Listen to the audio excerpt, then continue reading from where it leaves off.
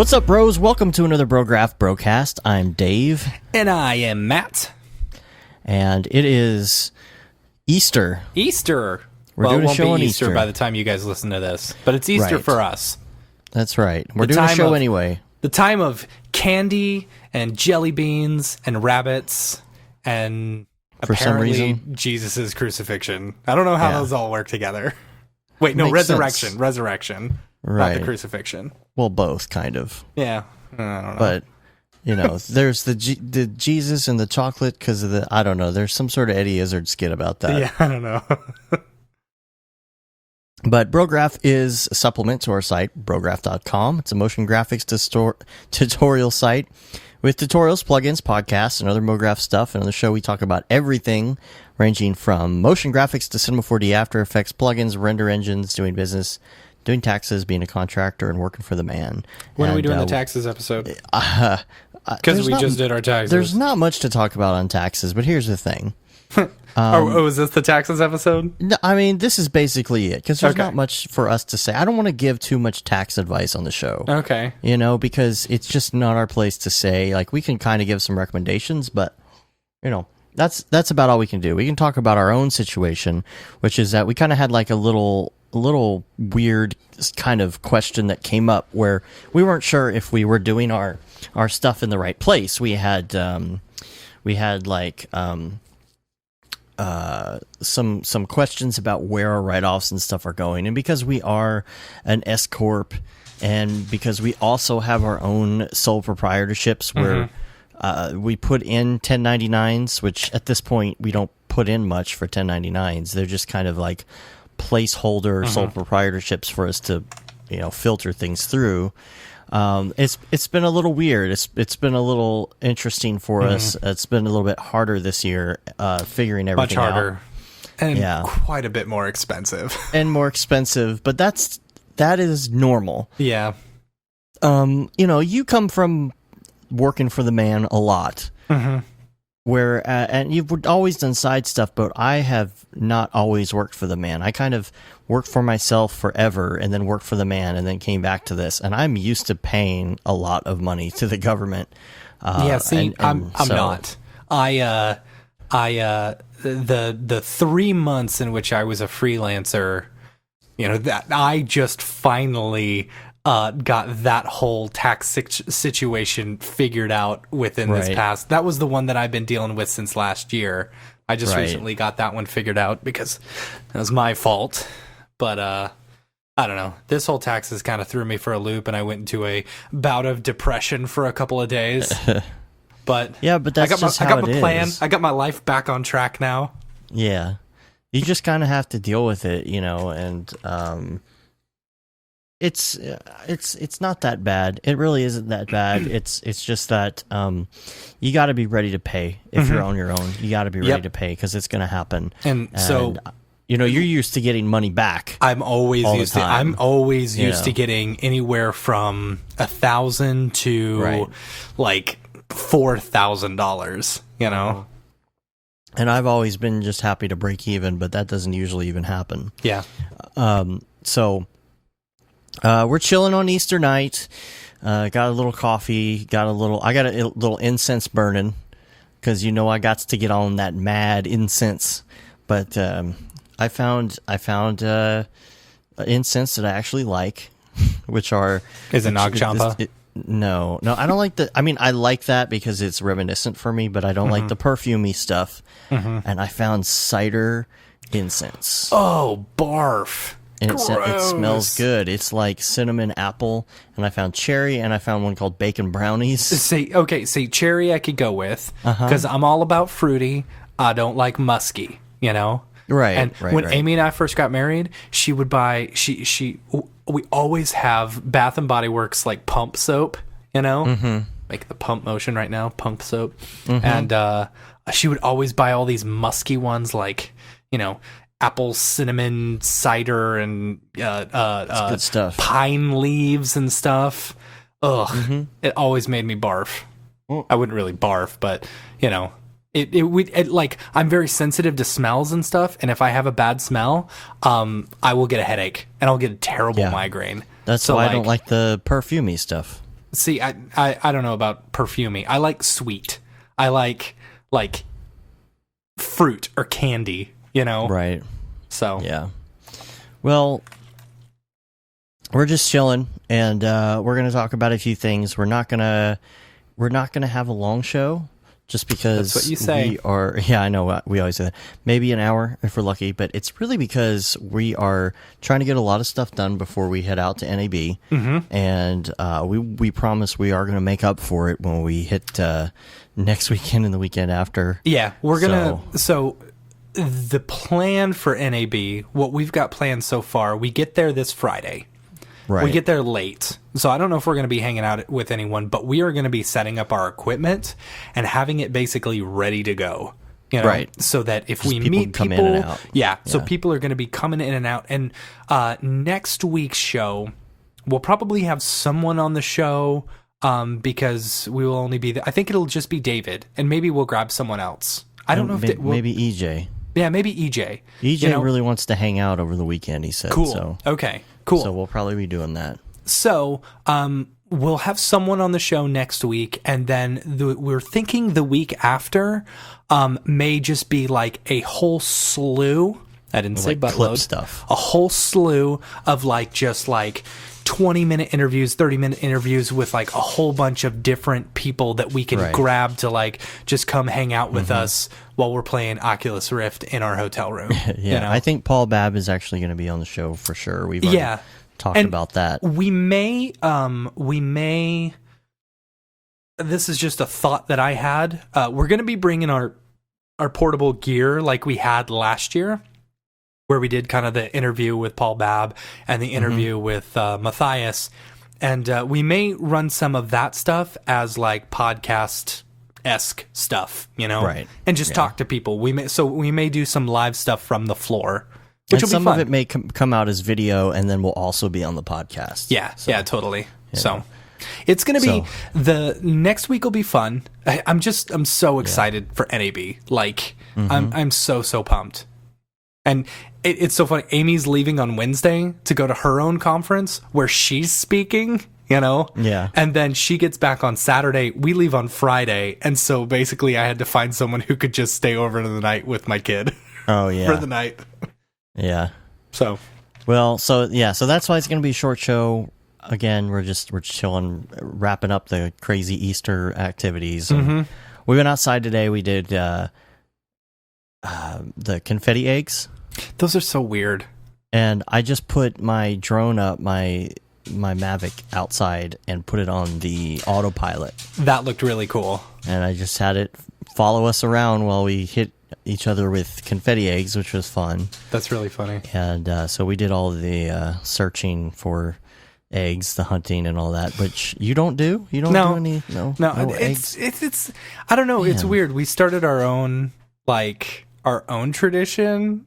It's a really stupid tradition, but we started our own tradition because Gibson, this is the first year where Gibson kind of will know about the Easter Bunny or whatever, right? You know, so the Easter Bunny brought him a basket full of candy and some clothes and some books and stuff like that. But I didn't do the whole hiding eggs thing. When I was a kid, we only did hiding eggs for maybe 3 years or something, you know? And we never hid them outside. It was always inside around the house. We always do inside. Oh, you did? Yeah, it's inside only. So, anyway, I don't know, my house is a wreck, and I didn't want to hide a bunch of eggs. He doesn't know about it, so we do our own. We started this when he was 1, where we just throw a whole bunch of the plastic eggs into a pool and then scoop them out. So it's just fun, you know, it's really stupid, and then I'll hang them upside down and have them grab the eggs. I don't know, it's fun. Well, we got her something that was from us, which was just a stupid $12 remote control car, but she just absolutely loves it. That's cool. I wasn't sure how that was going to go over, but I loved remote control cars when I was a kid. Yeah. And she doesn't like the candy as much. She's not real big into the candy, which is fine. And, dude, my kid had candy for breakfast. I she specifically too, wouldn't let him take a nap today because I knew he was going to be so hyped up on sugar. Dude, that kid went to sleep like that. Yeah, it was awesome. Yeah, she's the same way, and she likes some of it though. She likes the fudge and caramel. See, here's the thing. I call it caramel. It's caramel, and everybody calls it caramel. Yeah. When you talk about it, you call it caramel, and everything's caramel, except when there's a TV commercial and it talks about what is in something. Here's an Easter egg, for Easter, or it's something even like a candy bar or something. We put peanuts and chocolate and a rich layer of caramel. But that's the only time people say caramel is in the TV commercials for candy. Yeah. Nobody else calls it that. Well, because who have you ever heard say, I want chocolate some and cover it in caramel?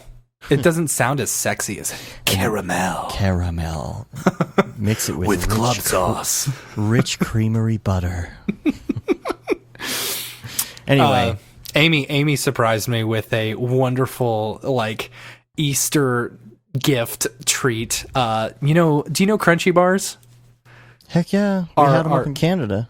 Yeah. Oh, yeah. We had them up in Canada. I brought some back. Yeah. And so they don't make them here in America, And so they made these little circular round crunchy cookie bars. Nice. They're like little versions of the crunchies, and oh my gosh, I was so ecstatic because crunchy bars are my absolute favorite, and I can't get them here. I had zero candy today. How about that? Did you? Oh man, I had candy. I had a whole bunch of candy. I got my fill yesterday. It was my cheat day, and yesterday was my cheat day too, and you had no self-control today. Awful. So did I. I had 4,000 calories yesterday. I don't even know how much I had, but it was my cheat. It was just awful, and tons of beer and tons of I drank so much yesterday. Oh my god, and so much candy and so much milkshake and from Jack in the Box with tacos, and I wanted to throw up. Yeah, it was awful. I know. I was but that's the point. Last night. That's the point of the cheat days, to get it out of your system once a week and just hate yourself. Yeah. So that you don't do it This anymore. is only the second cheat day I've given myself since I started dieting a month and a half ago. Mm-hmm. By the way, all you folks who are coming to NAB, I am losing weight for y'all. All right? I have lost 10 pounds so that when you're taking pictures with me, I don't look like a giant fatty, and you guys look super cool standing next to Skinny Matt. I'll still look like a giant fatty because I only lost 5. I haven't been at it as long as you have. I've been trying to get off all the weight from when I was in the hospital for a while. I got this picture from Half Res of me and Paul Babb, just one of the ones that they printed off. And I've got it on my desk just because I think it's, cool. Me and Paul Babb, Oh, that's so sweet. Well, I'm wearing the Paul Babb 2020 shirt. I think it whatever. It's a sticker, so I put it on there. And I'm so fat in the picture. I'm just oh gosh, I'm such a fatty. See, I'm still a big fatty, but whatever, I've gone the other direction. We traded. What? So we traded because I went the other direction. I was pretty thin at Half Res. Yeah. I went the other way. But all right, so let's get to some graphic stuff. We've got that was our Rando Render. Rando Render has taken off. Has been a huge success. So since last week, we actually didn't have the website last week. We were just talking about it. Yeah, we were just talking about doing it. We actually built it. You built it. I built it. So what's funny is I built it as a plugin for Cinema 4D so that you could just run the script, which I may still. I actually did a little bit of Python. Took me down a really crazy rabbit hole. But then I was telling you about it. I was showing it to you, and I was like, "Oh, you said something about putting it on the website." So here's what's amazing. Here's what's awesome about doing Okay, so Python stuff, specifically with Cinema 4D, this is why, actually, I'm going to go off on a whole tangent here because I kind of experienced this all this week. So when I was trying to figure out Python for Cinema 4D, here's the hardest problem about doing that, finding tutorials or finding specific things that tell you exactly how to do it within Cinema 4D. It's the same thing with render engines. When Octane first came out, I was super excited about it because it was instant and you could see it really instant gratification, but I didn't really know how to work with it because there weren't that many tutorials out there. And so that's what I found is a big problem with a lot of either render engines or new plugins that come out there's just not a lot of resources out there. So I'll tell you about a new one that I tried out in Ravcock once we get to that section. But honestly, the thing is, like, I couldn't figure out this render engine too easily because there were no tutorials on it. Right. And so the same thing with the Python stuff. I was trying to figure out the Python stuff, but there was no resources.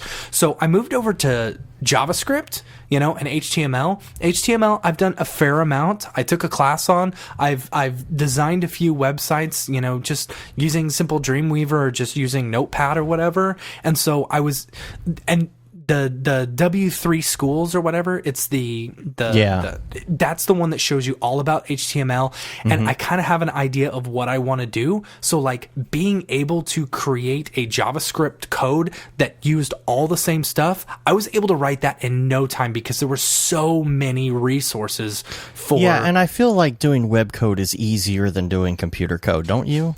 No, because honestly, the JavaScript was almost exactly the same as what I was typing in Python, Oh, really? Yeah. Yeah, because it just seems, I'm doing maybe in this case, I guess. All it was a whole string of, so basically, Rando Render pulls an array. We've got an array of different strings, right? Right. And then we've got two different arrays of different strings. And so what it does is does a random like string generator or whatever, random number generator, grabs a string from the first one, does a space, and then grabs a string from the second one, puts them together, and there you go, And that's basically what the plugin did too. So I don't know. It's like almost the exact same code, but there's so many more resources out there specifically for doing exactly what I wanted in JavaScript. Right. I don't know. So it brings me back specifically with Cinema 4D is that this is something that I was noticing. Like I've been on Cineversity a bunch lately, just kind of looking up different stuff, and it is amazing how many tutorials there are for Cinema 4D. Yeah. Oh, it's insane. So many tutorials for Cinema 4D. It's like, this is one thing that I love about our community. Our community is so filled with people who are willing to, take their time and share their knowledge. Yeah. That's why it makes, I think Cinema 4D, it is going to grow exponentially specifically because of the community that is using it, and sharing their knowledge and stuff like that. And, if you want to check it out, though, it's randorender.com, Rando render.com, and it basically takes you to just a separate private page on our site that has it all in there. And so here's what we're trying to do with this. First of all, we're going to start giving people homework, I think. Right. We're going to start doing that. So that's going to be one of the things. So your homework, if you're listening right now, is to go to randorender.com, click on the button, get yourself a set of two different things, and you've got it, whatever it is, you got to make it. Yeah. And what is cool about this is that it not only has stuff in it like objects and textures and that, but then it has artist names. And we only have a few in so far, but we're going to put more. And we are going to be updating this on a regular basis. And right now there's over 10,000 possible combinations. So there's some really cool stuff in there. There's two things about this. It's the 3 E's that we always talk about, which is education, emulation, and repetition. And if you're wondering why it's 3 E's and you've got the education part covered, then you've got the repetition, and of course that's doing your dailies and whatnot, right? But then there's what are you going to do? What are you going to make? And so that's where this comes into play. And for the emulation part of it, I think that when you have a client, there's two things they're going to do. They're going to throw something at you that you've never done before. They're going to say, I want a leafy alarm clock. Right. And you're going to be like, okay, I got to figure that out. You'd be surprised some of this stuff actually happens, Yeah. And I want some vines to be growing off this alarm clock because we're introducing this new sleep medication. Exactly. And then the other part of it is they're going to throw, like they, always do, they throw samples at you. Clients just constantly like, I like this element of this, and I like this guy's style, and all that kind of stuff, right? So this just makes perfect sense in that aspect where you may have one of those thrown at you, or you may have a style you have to match. So, for example, or you can think outside the box, you know? Right. Like, for example, I got retro glasses on one of mine, and so I started doing, like, just some regular old-school 50s glasses, but then I remembered the uranium, like... Yeah, uranium glasses. Uranium glass, you know? I was like, oh, I'm going to add some uranium glass in there, too. Yeah. And that was really fun to make. And it's... Like, for example, I got a Beeple-inspired knife. Yeah. So it was just a lot of fun to look at some Beeple renders, study his style, what elements would be in something like this, what textures would be there, what does he do with color, you know, just trying to emulate that style, because you're going to get people that throw you that stuff. And there's a lot of different projects that come up when you're working in this industry. Usually you have different types of projects. Someone will throw you the 2D type thing in After Effects. Somebody's going to throw you a 3D thing. You'll get product shots, that kind of thing. There's like these generic kind of types of projects that you get, and so it's fun to have something decide for you. I feel like I've had kind of I've kind of had like a, I don't know, like I finally feel like there's something worth doing in a daily render.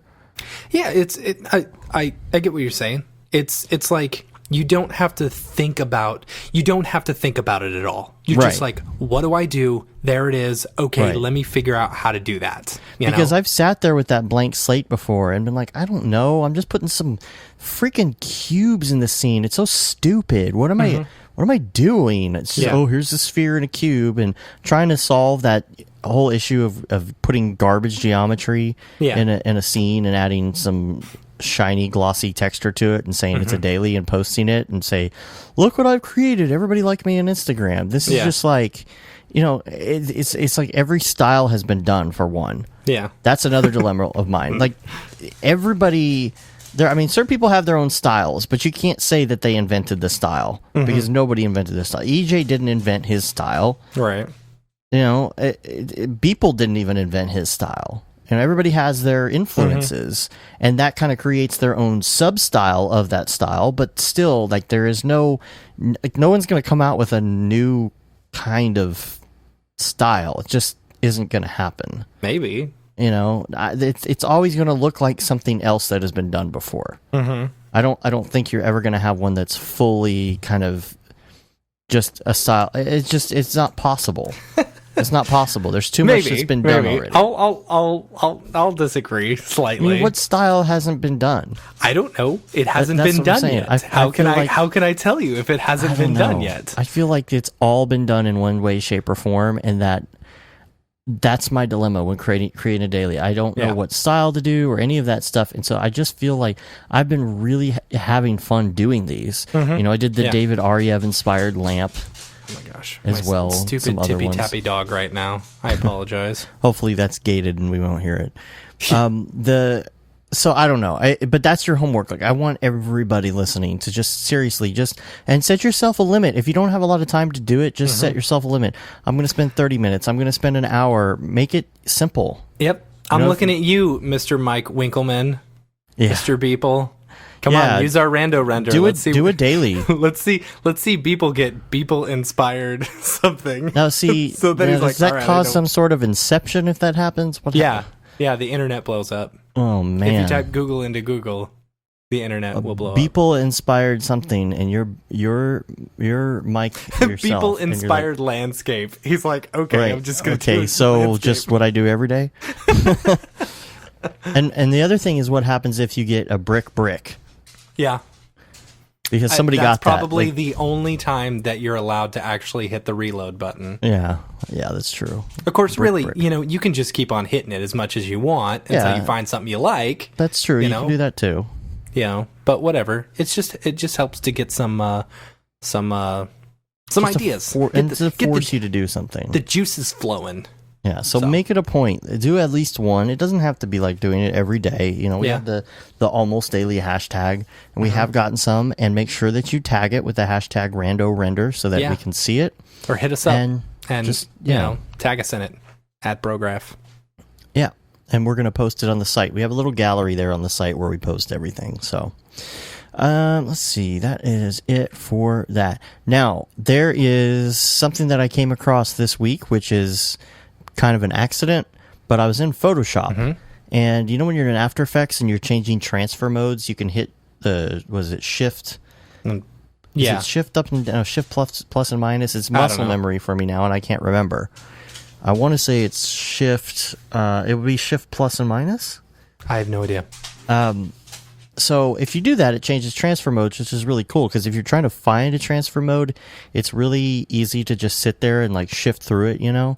Make it go really quick and figure out what is going to work and what's not. And I always felt like that was missing in Photoshop because I would do it kind of out of habit from being in After Effects. I know there's a keyboard shortcut. What is it? Well, now it works. Now it started working in the latest version of Photoshop for me. So I don't know at what point it changed. It could have been changed before, and I just hadn't tried it again by accident. Yeah, but I know it I used to be in used Photoshop all the time, and I knew there was a way to do it, but yeah, I don't remember. I used to be such a Photoshop guy, and now I'm never in it anymore. Let's see what else we got here. A couple different things from the week as well. Conference calls are the worst. Yeah, they are. They're just so terrible. It's like you show up, and you are either super early, or everybody's waiting on you, even though you're there at the right time. Yeah. And so you get going, and nobody knows when to talk. It's impossible to talk with 6 other people talking at the same time. Yeah. It's and so a little bit of a stupid. delay, and it's just like, but I think, no, go ahead. No, you go ahead. No, you go ahead. Okay. Go ahead. Go ahead. Who's that? And then you don't know who's talking, and you don't know who they're talking to. Yeah. And it's all echoey, and everybody's on speakerphone, and everybody's using the term "I feel" a lot. I feel like, if we, I feel that, and nobody has their act together, nobody knows what's going to go on, and, well, before we get off the phone, we need to make sure that we have a plan for... So I did this hour-long conference call this week, and it was like, exactly what I got out of it was that I needed a PDF that I already knew I needed. All right. That was it. I was like, that was great, guys. Thanks a lot. Great work. Great work. Good job. Good job. Now you can go on vacation. Yep. This could have been done in an email. Have you seen those little ribbons that say, I survived another meeting. I survived a meeting that could have been an email. Yeah. It's pretty good. It's pretty good, I guess. Gosh, we just have to get rid of conference calls. I think that's the thing. Yeah, this maybe. is not productive ever. There's got to be a solution. I don't mind a multi-person Skype call. Well, I think you that can makes see things a people. little bit easier because you can see people. Yeah, and you know what's going on a little bit better. Of course, then you can't slack off when people are going and having their own conversations on the side. True. Just put it on mute and keep doing your work. So some other things that came up this week. I was working on a project using Pose Morph. And Pose Morph is really great, but it's really weird the way that it works. I was going to say, it's very weird. Like, I was trying to do a dog wagging its tail using Pose Morph, and it just did not work well. Didn't work for me at all. What's odd about it, too, is the fact that, for one, you can't copy and paste. Did you notice that? I didn't know that. So if you want to, if you want to move something to one position, and then on the next one you want it to be a variation, you can't just create a new one, because it's going to revert back to saved. No, you can.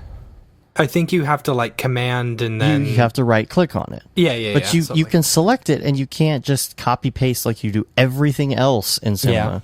That would be You have to nice. right click and copy, and then right click and paste to get it in there to do a copy and then modify it. I just think it's so weird. I think you can hit Control or Shift or Command or something like that whenever you're creating the additional one, and it creates a copy of that exact one. It just feels so out of place opposed to other things.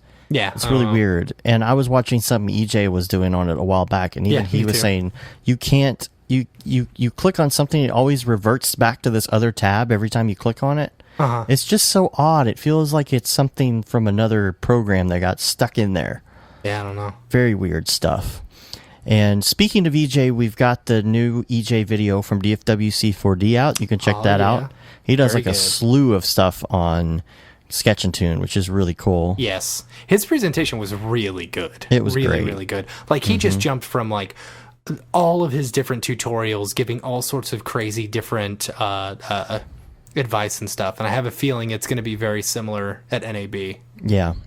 And we also, when we're on site, if I have enough time to get this working, we may do some live stuff on the interwebs while we're recording, maybe, or whatever. But I have been experimenting with this new tech stuff. This is something we were working with Joel when we were live streaming Deadmau5. And we call him Joel. Oh, yes. So there's this whole NDI thing, and it's basically a way, it's a bunch of programs, a bunch of little mini programs that allow you to stream over IP.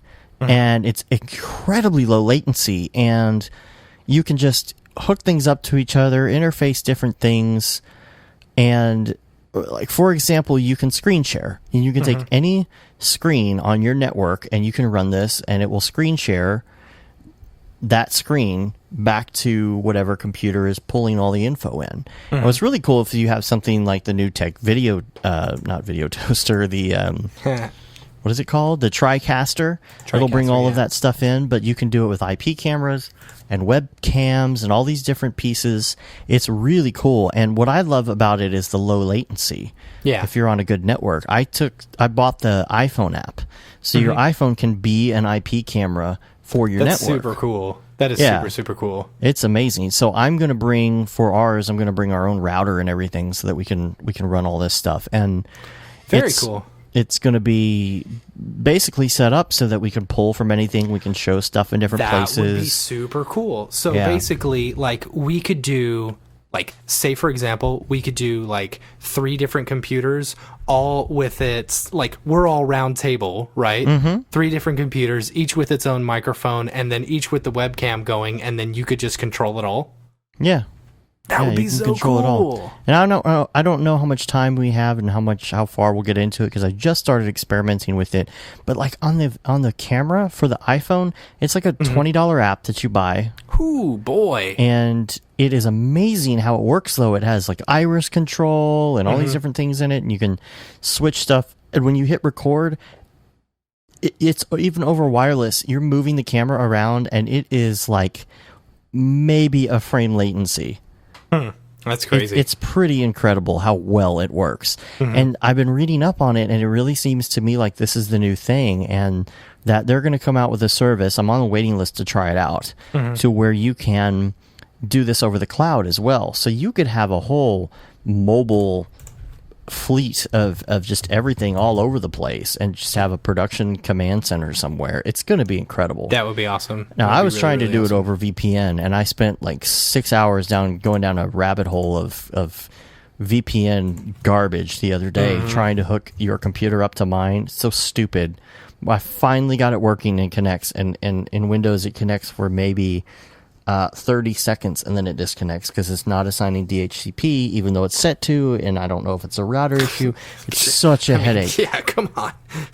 And I'm pretty good with the network stuff, and I just cannot get the thing to work. And I was searching for solutions and the whole thing, and maybe it's just my router, because I have Apple routers still here, and they just don't have any sort of fine control within them. It's just awful.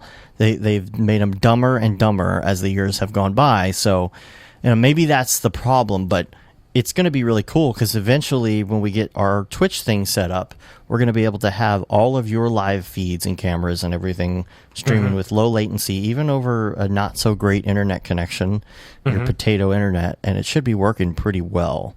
Yeah. So I'm excited about that. Also, voices.com I used for something this week, and man, it is incredible. I will tell you, just be careful, because they are going to call you and bug you a lot. Really? I used them before, and yeah, they are really good, and they're relatively cheap, at finding a super good voiceover for, whatever you want to do. They'll get you back like examples almost immediately. Dude, within 2 hours, I had like 20-something examples. It was pretty incredible. Were they reading the exact script that you wanted? My sample script, yeah. Yeah, that's super cool. Yeah. See, like they're really good, and like they've got sales guys who know like kind of the general voices of who you're looking for, right? You know, and like so you contact the salesperson, and then they will find the person because I think they get a portion of it. But be careful because like those same salespeople will be calling you and being like, "Hey, Dave, so just curious if you had any voiceover work that you need done lately, and just keep us in mind or something like that." Derp. Yeah, I know that. Yeah. So, and I will not be happy with them on the phone. Here's the thing. You can do that whole thing. If you're going to do it, sign up and do the self-service option. Just trust me, just start with that. Because I didn't have time to do it the other way, but there's this whole approval process, and I talked to somebody, and they were like, well, we'll get back to you on Tuesday, and it was Thursday, and I was like, I kind of need the voiceover done by Monday. Like done today. And so she's like, well, you can use the self-service option. I was like, okay, that's what I'm going to do. And it was quick, very, very fast. So just putting that out there, it's good. And you can even pay, like we paid like $9.99 for the customized page and all of that. So it doesn't show the prices to your client or anything like that. So you can put it in there and do your own markup if you need to, your own custom logo, have your own page that has all the different people listed, and they can just hit play. Oh, yeah, I saw that. That was super cool. Yeah, it's pretty sweet. Very cool. So a problem that I had with Premiere this week is a weird exporting issue, and I don't know if this is a glitch in the newest update. But did you talk about this last week? No, because this just happened 2 days ago. There's no way. So the thing is, when you export and you have in and out points set, sometimes it just doesn't do your in and out points. So I had like an hour and a half long presentation, and I was trying to export 5 seconds from it, and it wouldn't do it. And then I was going to like the raw footage and trying it there. Every time it was just exporting the entire clip and not in and out points. Jeez. And this just happens sometimes, and you got to shut the whole thing down. Really weird glitch. But if you're having that issue, just turn it off and on again. Yeah. But something that I really like that is in the new Premiere, which I don't believe was around before, is the background playing. Because when I am working on a project sometimes, especially a tutorial... No, it's been out for a few iterations, I think. Really?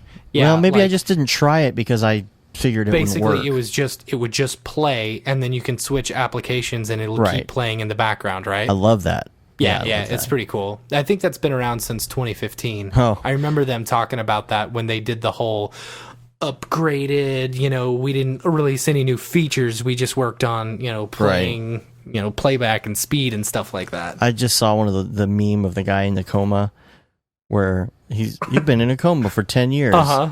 He's like, oh, great. I can't wait to see what crazy new features Adobe has come out with. Oh, that's funny. Let down.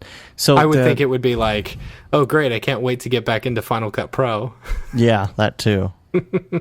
So, yeah, that's the funny thing. When these things come up, it's like I'll try something and realize it doesn't work and think, okay, well, they're never going to fix that.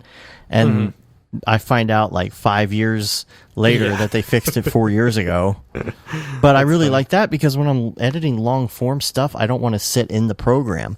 I have all 3 of my screens set up with just all the windows everywhere. Yeah. And so I can't go work on anything else and just kind of listen in the background while I'm doing like multitask, and that's really helpful. So okay, so we asked for listener reels. We got one from Mark. No, actually, he tweeted at us. Like, no, he didn't tweet at us at all. Like, he just said, it's been a while, but I gave my website a bit of a refresh. Take a peek. And so, we follow him, because we're going to meet up at NAB and stuff. So I looked at his website, and I really liked his reel. So I'm like, okay, well, he's going to be the listener. He's going to be the artist of the week. Listener reel. There you go. Listener so send yours in. Brograph at brograph.com and send in your questions as well. So because we're a little light on the questions. Sinosa? I'm sure I'm butchering that. Where's David Arnold when you need him? Yeah, so we'll post the link to that. So let's move to Ravcock, What's Your Flavor, and talk about some render engine things. First of all, this is slightly related to render engine things, to GPU render engine things, which is the Slim 1070. Yeah.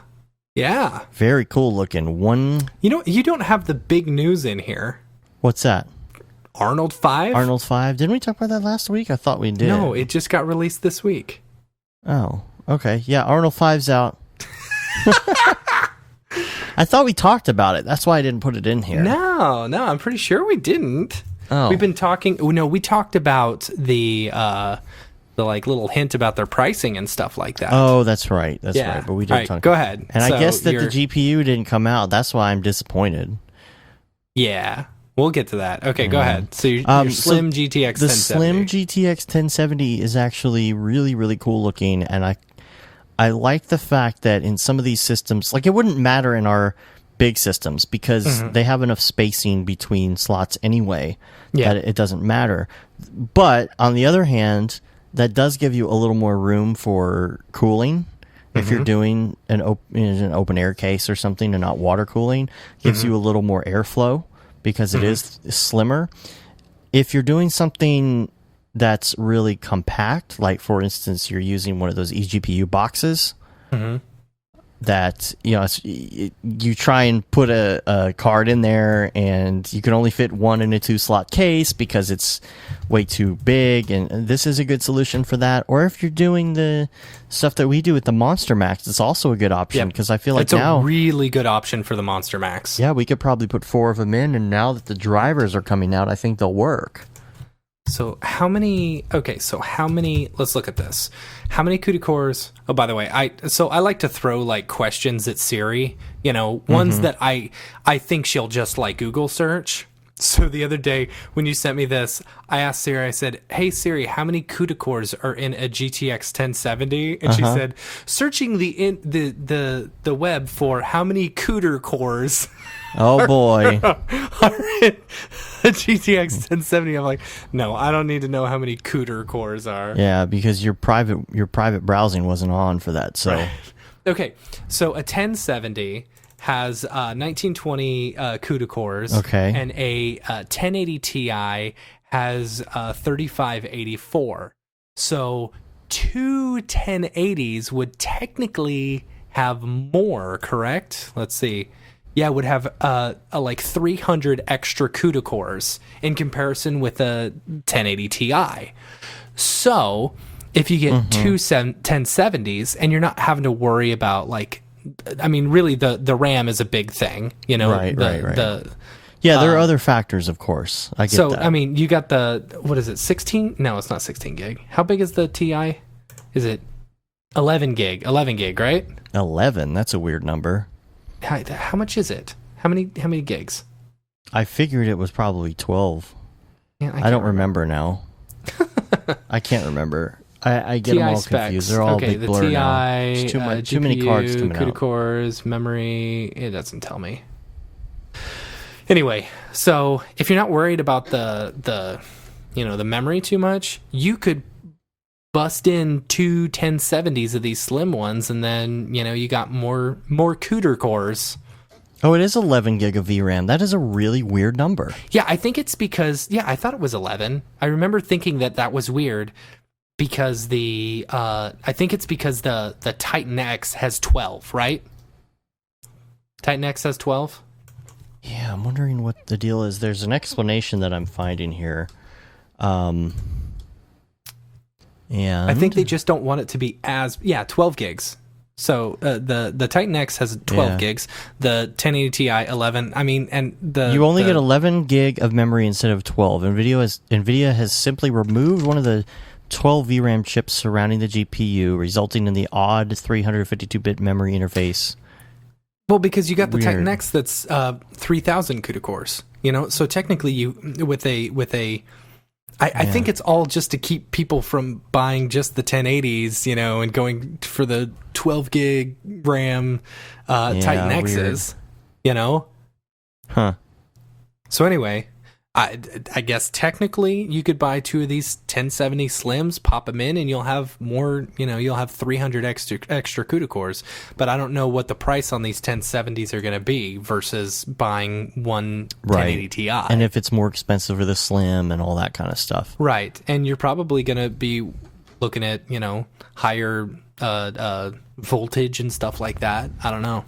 Yeah, I don't know what the wattage is on this one in particular. But the thing is, if you're right now maybe running 2 980 Ti's, and because that's all you can fit within the 4 slots you have because of the size, you might be able to do the 1070s. You do 4 1070s. Yeah. But maybe they'll come out with a 1080 Slim. Maybe. I don't know. I mean, you could do it yourself, obviously, but that's obviously a big pain. Yeah. And if you don't know what you're doing, you're just going to ruin everything. So just thinking options, really. That's what it is. Always thinking, okay, what are our options here? What could we do that's cheap and still effective? Maybe not the best, maybe not the best performance, but will be better than what we had. Yeah, I mean, think about it. Systems. You could buy a really small little box, and now you've got 4 slots for 4 1070s, Yeah. It's not the biggest computer in the world, but it could be compact, and it could be actually a very good mobile solution. Exactly. Exactly. All right, so let's talk about Indigo Render, because you were messing with that this week. Yes, I did. So, I mean, you were pulling your hair out about it this week. That Raphael Rao did on Twitter.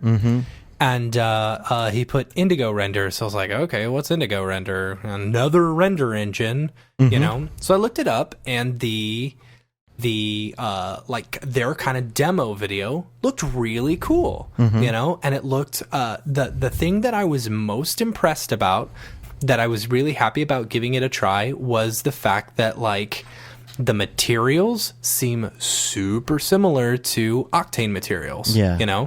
So you've got the very simple ways of doing materials. You've got your diffuse, you've got your specular, you've got your roughness, all the simple things. Versus tons and tons of settings for everything. That's one thing I like about Octane. It makes it super easy to make things really pretty, and it had a really pretty look to it. So after about an hour and a half, maybe 2 hours of pulling my hair out trying to get this stupid demo to run, and we were on the phone with Matthias too. It was really funny. Yeah, we were on the phone with Matthias talking to him, and I'm sitting there trying to tear out my hair. I finally get it working, because all I was really trying to figure out, and this goes back to the thing that I was talking about earlier, there just aren't enough tutorials out there. There's a ton of tutorials for the standalone Indigo Renderer, but there's not enough tutorials for Cinema 4D. Yeah. So basically what I was doing was watching their example video and trying to emulate everything, all their settings that they were doing for their render. Right. And it just didn't work. You've got a camera with a camera tag, and you want to be able to use the camera as an actual physical camera with your f-stop and your ISO or something like that, and it was just black the whole time. I could only get it to work when it was under Reinhardt or something, one of the settings. Still beta? What? It is, I think they released the version 4, Indigo Render version 4. I tried out the older one, the 3.8, and the version 4 is much better. It's anyway, you can actually, if you want to download it, you can download the trial. And I don't know why you frustrate yourself with that stuff, man. Dude, it's so stupid, but it's kind of I kind of have a big passion for render engines, I want to be able to talk render engines with people, and I don't I hate being in a conversation and someone being well, what do you think of iRay or something? It's okay, I don't have an opinion about iRay because but I like to be able to, I like to dip my feet into every render engine that comes at me so that I can give it a try and have some sort of opinion about it. I mean, we've got a whole, section about it, about render engines and stuff like that, because that's the big thing. What's the next new render engine? I was very impressed. I will say I was very, very impressed with Indigo Render, their like the glass caustics. So like which you don't have in which you don't have in Octane. Yeah. Now it wasn't as fast as Octane. It was still pretty fast. I want to say it was probably faster than Redshift, but it did caustics really pretty. Very, very pretty. So I had a very lifelike, realistic look, and it's a very pretty render engine.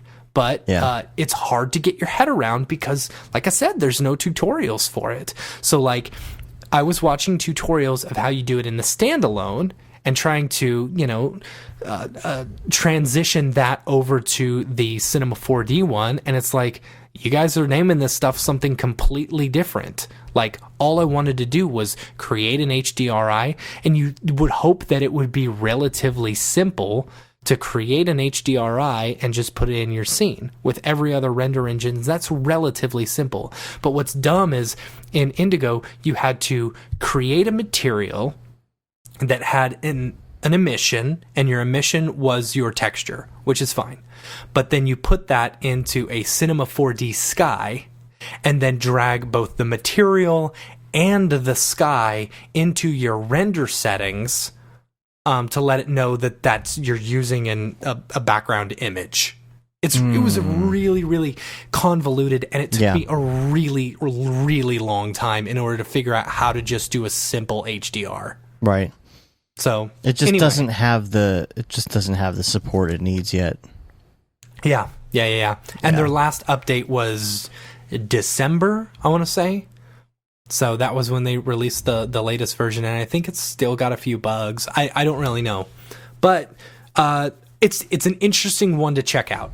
One that you may want to keep your ears and eyes, perked up to or whatever, because they could do something nice with it. It's a very pretty render engine, I will say. So. Cool. So Marco Verde on the Facebook Octane group posted the ground material pack that he made. And it's up on a site. We're going to have a link to that. It is 10 textures with normal maps, displacement, specular, pre-made, all that kind of stuff. And it's free, which is always a good thing. So if you're working with ground material, which, most people who are working in Octane at some point are going to do that. Yeah. The brick is really cool, like the mortar it looks in the like middle. one of them, his normals are backwards. For the brick? Yeah. Yeah, it does look like that, but I don't know if he may have done that on purpose. But the other ones maybe don't like look to have like that. extra like oozing mortar in between. But Man, really good looking pretty, stuff. Though. He's got some fence materials in there too. Yeah, so, the fence ones looks really good. Yeah, I don't know if he has other stuff. You might check it out. I haven't really dug into it, but I figure maybe he has some other things somewhere on his site or something. He's got some tutorials. He's got After Effects stuff too. Project files and stuff like that. That's cool. A lot of really cool stuff. Subsurface scattering in Octane for Cinema 4D tutorial. Oh, there you go. Nice. Yeah, so check that out. And, of course, the other thing we were going to talk about is the Arnold stuff. And, we're not Arnold experts. We don't claim to be, but we do follow it because we just want to be ready for the Switch, I guess. Yeah. And I was watching Chad Ashley's live stream. I think you were too. I was too, yeah. And so it was interesting to see, how it works and what new features there are.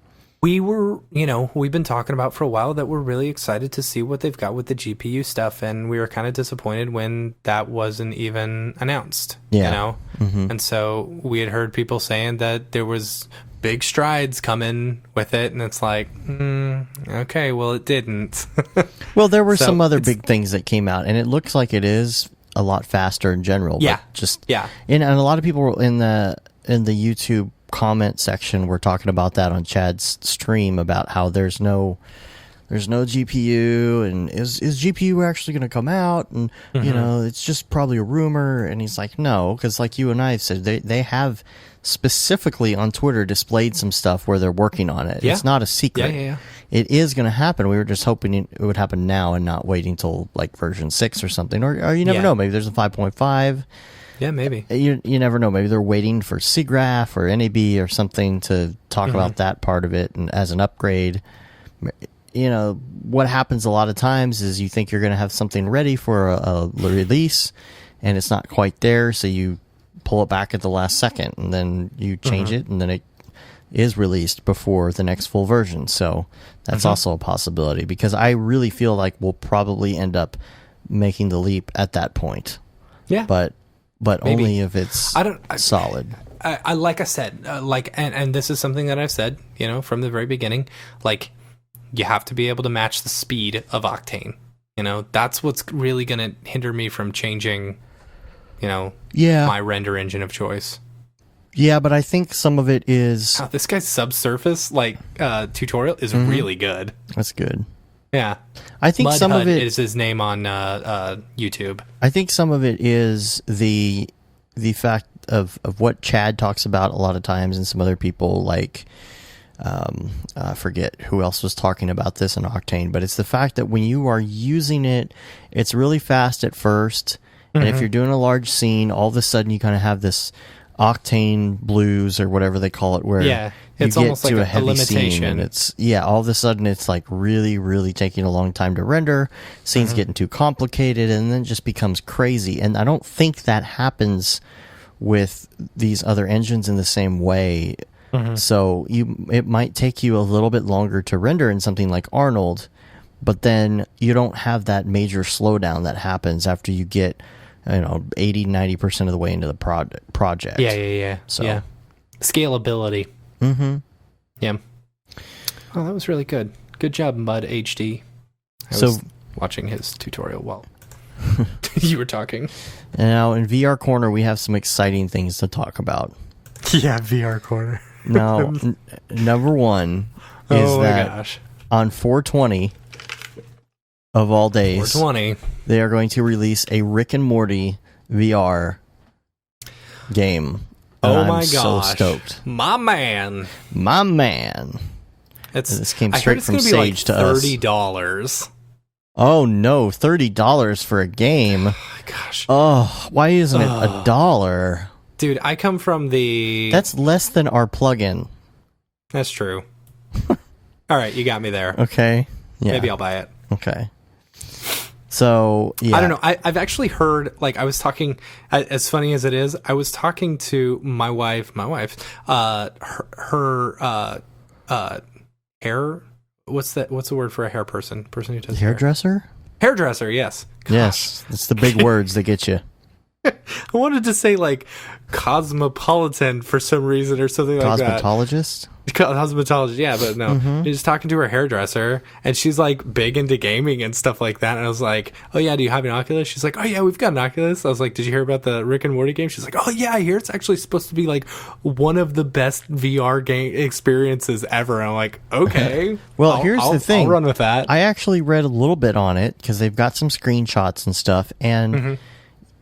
And one of the things is it's done by the guys that did the what is it, the Job Simulator? Is that what it's called? Okay. I hear Job Simulator is pretty good. Yeah, but like there's a lot of things in it, and I don't know if this is in Rick and Morty or if it's in Job Simulator where they did some really interesting. I think it is in Rick and Morty.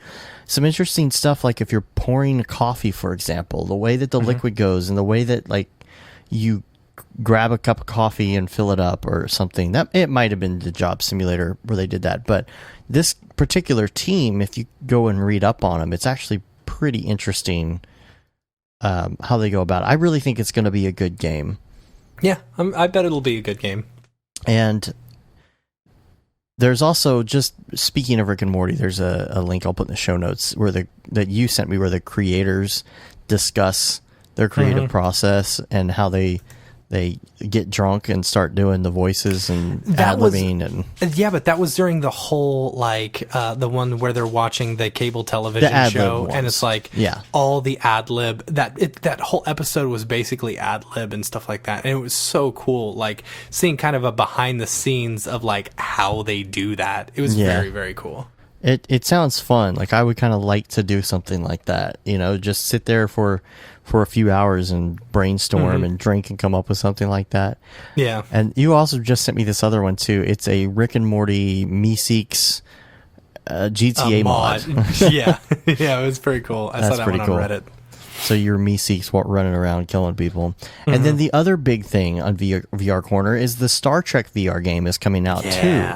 Did you watch that video? Yeah, and in the video they've got 7 of 9. They've got whatever her name is, Geordie LaForge, and all these different people from the show playing. And in this game, you are at the helm of the different areas of the bridge, playing with your friends. And you're playing with other people. Yeah, and so you all have a common goal, and you have to work together in order to get past these different elements. And so they've got all of the characters playing in VR, and LeVar Burton's doing his whole thing like Captain, just really getting into it. And man, it's a cool video to watch, and I think it's going to be really fun to play with friends and be on the bridge with working instrument panels, and that's going to be sweet. Yeah, it's going to be very, very fun. So that's it for VR Corner. It's just 2 really great games that are on the verge of coming out. So I'll definitely be buying those, and we'll try those out and whatnot. And so here's another thing related to the whole hardware deal. And we talked, I think it was last week, a lot about Mac just not hitting the mark, the trash cans, that kind of thing. So Petapixel, there's this article, $5,660 Mac Pro crushed in Photoshop tests by a $1,500 PC with the AMD card in it. And it's pretty funny because this is exactly what we were talking about. About how they have their proprietary stuff. They're only going to use what they want to use. They're going to mark up the price like crazy. It's just not freaking worth it. And I don't know what the final numbers were. Let's see. And it was overclocked. I got to say that, but still, you can be as pro Mac as you want, but it's like the second you build a PC and you realize how much of a workhorse it is, and for how cheap of a price, you almost can't go back after that. I know.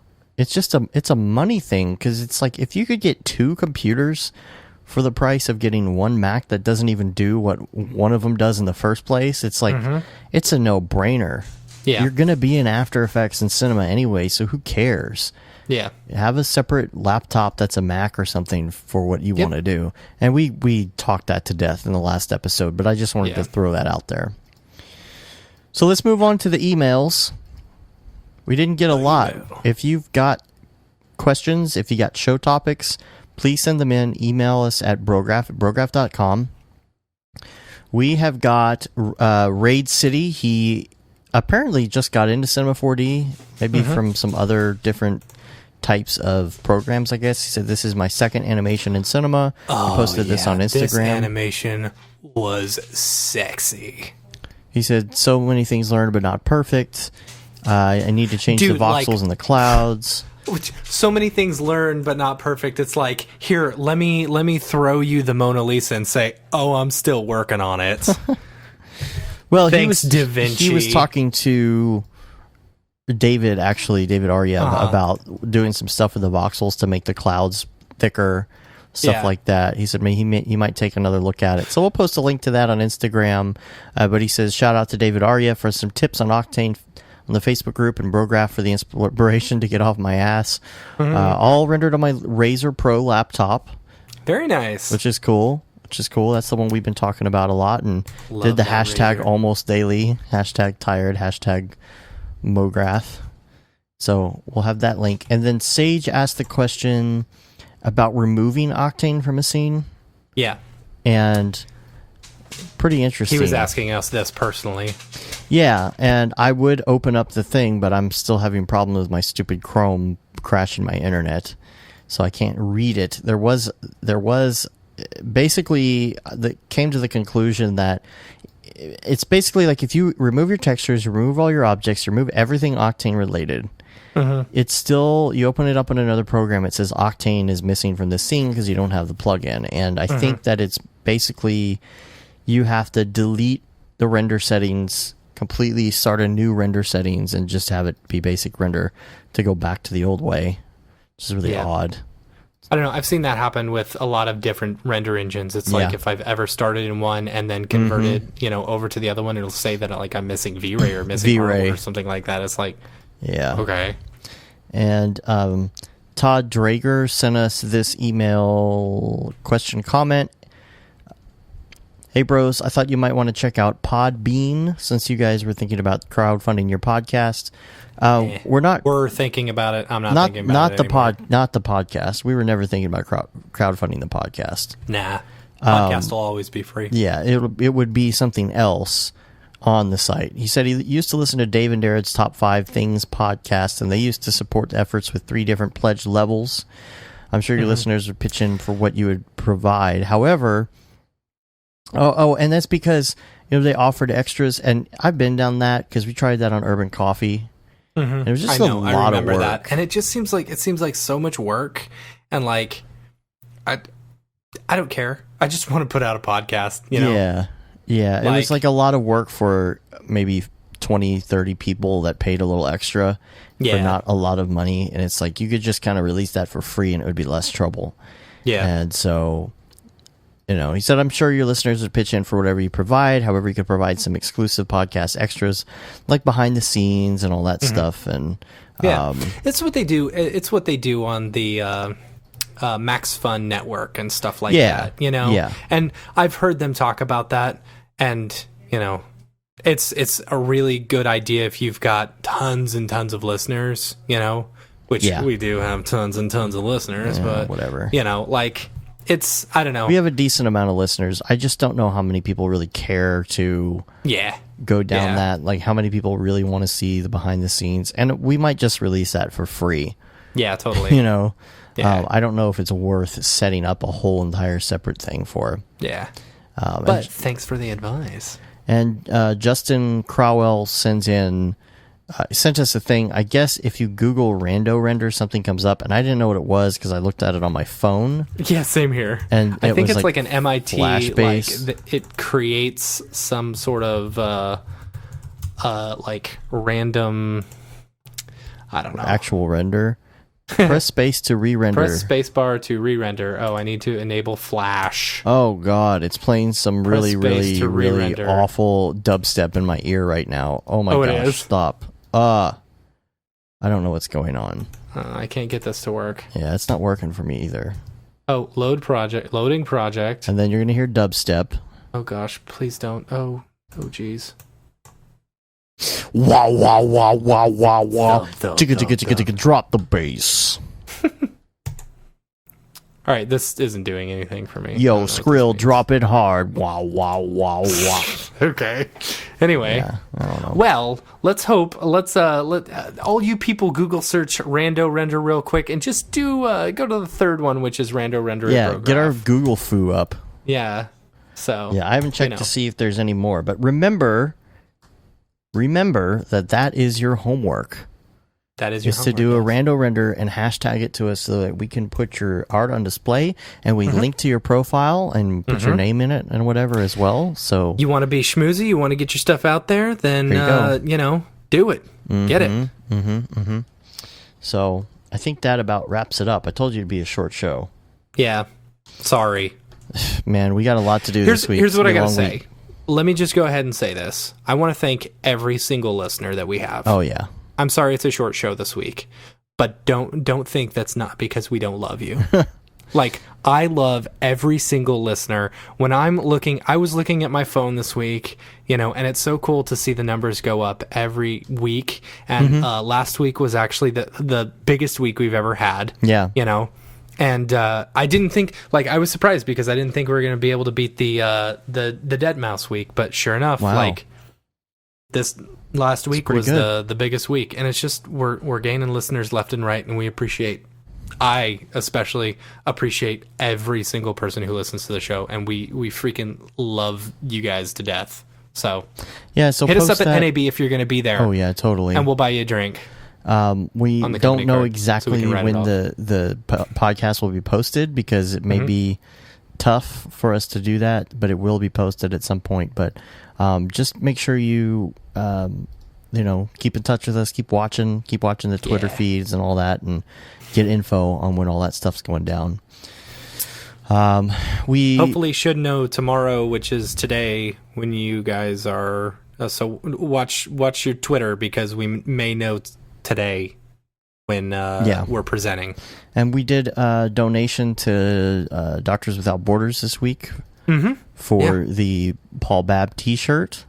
So make sure to get yourself a Paul Babb t-shirt, Paul Babb 2020. Yep. And all the proceeds go to Doctors Without Borders. And you can also get the No Brograph, No Mograph tee and the limited edition Gaten D. Simone Brograph t-shirt. It's all available on our site or on Amazon if you just search for Brograph. Make sure you go to the genuine one. No, there's no. I just searched it, actually. There's none. I know, but I'm just putting that out there in case somebody else decides to be a D-bag. And you can rate us on iTunes. Do we have any more iTunes reviews? I am going to look right now. You just keep talking. Remember? By the way, I listened to this really good podcast this week. It was called S-Town. Have you heard of it? I've been hearing people talking about it on Facebook. It's from the same people who do This American Life and Serial. Yeah. Gosh, man, that was so good. Yeah, that was so good. It's another one of those. It's another one of those NPR ones that's really hitting it big. Yeah. But also, you can subscribe to us. You can leave a. You can. What was I going to say? You interrupted me in the middle of a thing, and I don't remember now what I was going to say. We were talking about the T-shirts. Oh, I think we do have a new one. Oh, yeah, the contest. We have the contest going on for the Gaten D. Simone t-shirt. Yes, which is running until the end of May. So get us your review. What's the new review? We had a new review on Friday by Chad Knight. It said, "These guys are awesome. They cover all a wide variety of topics that are relevant to the ever-expanding world of 3D and motion graphics. A lot of us are self-taught, so this is also a great way to learn about things you didn't know you didn't know. Nice. Keep up the guy work, guys." The guy work. I'm assuming he means great work, guys. And thanks for doing what you do. No, Chad Knight, thank you for what you do. You're so silly.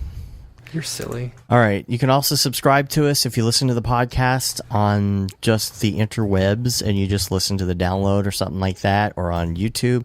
Subscribe to us. Help us get our numbers up in iTunes. Use your podcatcher of choice. Subscribe to our newsletter, which I have a note down to at some point get one of those out pretty soon. Yep. We talked about the No Brograph, No Mograph tees, and yes, we're on Facebook, Twitter, Instagram, and of course YouTube and Brograph.com. Oh, dang it! We forgot to talk about. I'm releasing a tutorial this week. Oh yeah, you are. Yeah. All right. So I've got a new tutorial coming out probably tomorrow. It is a Octane interior lighting. Just some little tips and tricks and stuff, and I show off like really how to. Okay, so there's like caveats with portal lights versus portal materials, because there are no portal lights in Octane and stuff, and you can't use glass like you normally do, but you want reflective glass anyway, and you want it to spread like a normal portal light. I go into that issue in this one and kind of show off like some other stuff. So, and is that part of a upcoming series? I think it will. I think it may be, because I show how to light the entire scene using lights and other things. I may end up doing that one also for like Arnold and V-Ray and stuff like that, and physical renderer. Cool. So, yeah, that's the idea. But also, if you guys want the scene, I'm actually releasing the scene as well. So you guys, that was one of my big things, like going in and getting a Cinema 4D interior scene and seeing how they work at it. Yeah. So anyway. Cool. Well, that wraps it up. we're looking forward to NAB. Everybody come say hi. Yeah. And be listening in. We're going to have some really cool stuff. And yeah. Until next week, I'm Dave. And I'm Matt. Have a good one. Later, bros.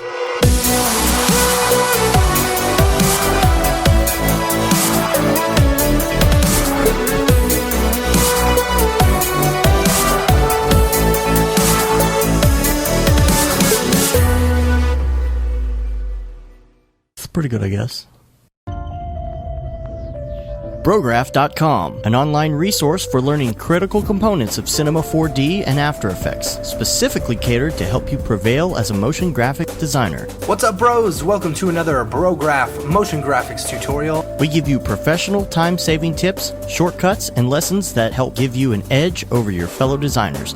Not only this, but our new Brograph Talks help you in your file management, hardware configuration, and client relations. I love projects that scare me. When our art director comes to us and asks for something that I had never done before, man, it gets me pumped. Join us for live sessions, check out our crazy Cinema 4D experiments, or just watch our Fun with Brograph series, where we show you practical applications for techniques learned in previous tutorials. Do this from the beginning, and your client is going to respect that, and they're going to respect you, and they're going to respect your time. Subscribe today and get automatic updates on the latest tutorials, tricks, tips, and inspiration brought to you by industry professionals Dave Koss and Matt Milstead, all with a slight dash of dry humor peppered in. Real nice banana. Brograph.com, your source for tutorials that will help you thrive in the motion graphics industry. Don't just play around with Cinema 4D and After Effects, master it, and make money by becoming indispensable at your workplace. We don't care how you get here, folks. Just get here. Subscribe now to Brograph Tutorials.